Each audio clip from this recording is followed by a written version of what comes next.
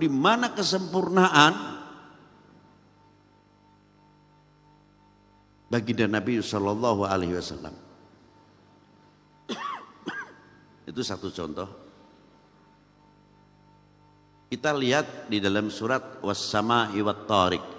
Wa ma adraka mat-tariq an-najmu tsaqib in kullu nafsin lamma 'alaiha hafid. Membahas dunia ilmu wusul ila hadratil wasul ila hadratil makbul satu sisi. Tapi pernahkah kita mentolaah lebih jauh bahwa ayat ini di samping membahas ilmu bagaimana hubungan antar individu manusia itu sendiri dengan Tuhannya, bagaimana kita bisa melihat planet-planet yang ada di dunia ini yang telah diciptakan oleh Allah, yang kita lebih dikenal ilmu astronomi atau ilmu antariksa. Dan anehnya setelah membahas ilmu antariksa, di bawah malah justru membahas ilmu anatomi manusia. Falyanzuril insanu mimma khuliqa mimma idafik. Kita membaca surat itu khasiat yang dicari khasiat. Kalau diberi ijazah tanya, ini khasiatnya apa, Bib? Untuk buat rezeki, wah rebutan. Kandungannya itu bukan sebatas itu. Falyanzuril insanu mimma khuliq, kecil. Darah itu sekarang bisa dipecah, Bu, para bapak.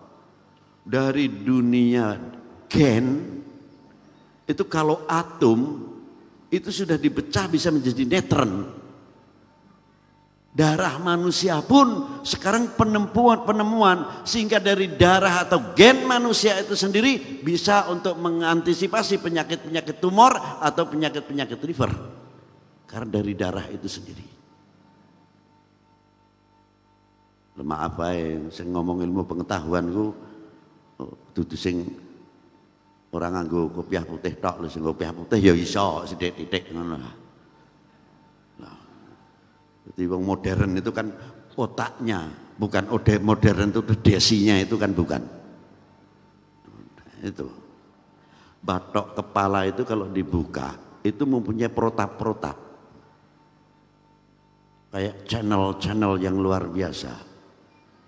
Ini berapa kali Allah Ta'ala mengulang dalam soal menciptakan manusia. Khalaqal insana min alaq, khalaqal insan ar-Rahman 'allamal Qur'an, khalaqal insan 'allamahul bayan, hal ata 'alal insani hinum minad dahri lam yakun syai'an madhkura, inna khalaqnal insana min nutfatin amsajin nabtalihi faja'alnahu sami'an basira.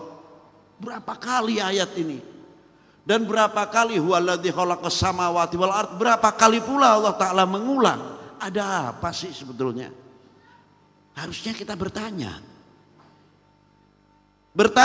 menggali di dalam ilmu tersebut.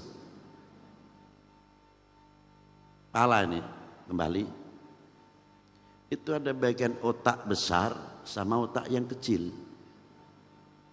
Kebetulan kalau di sini ada ahli medis mungkin bisa lebih jauh bertanya kepada para beliau yang khusus bagian bedah saraf otak.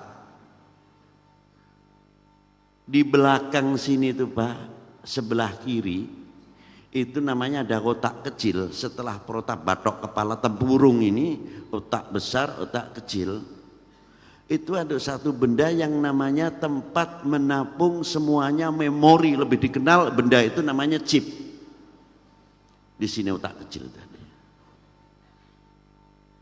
Kekuatan daripada memori yang dia tabung sampai 2 juta sampai 2 triliun. Itu kekuatan yang ada dalam otak kecil manusia. Tinggal manusia memanfaatkannya mampu atau tidak. Itu yang ada. Lalu bagaimana hubungannya otak kecil tersebut yang telah tadi diterangkan oleh Bapak Menteri? Bisa tidak saling komunikasi, memberikan satu informasi?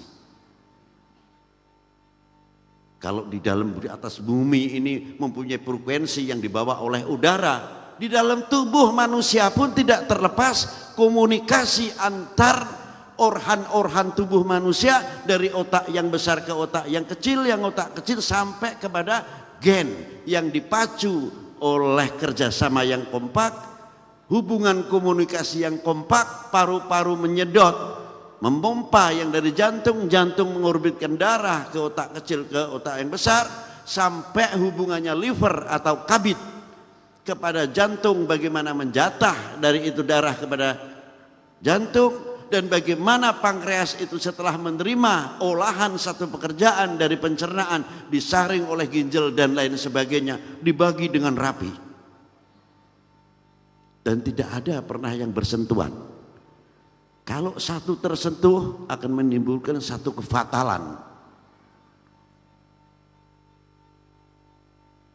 Tapi baginda Nabi SAW di sini jauh lebih sempurna daripada kita ini. Itu hebatnya. Sulit kita ngomongkan lebih jauh. Karena apa? Jarang tersentuh.